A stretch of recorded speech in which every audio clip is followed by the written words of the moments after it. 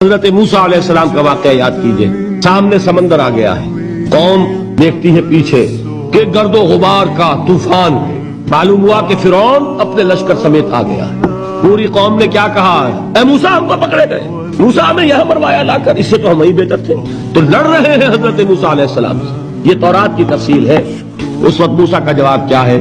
اللہ ان معی ربی سیہدین، نہیں، میرے ساتھ میرا رب ہے، وہ راستہ دے گا.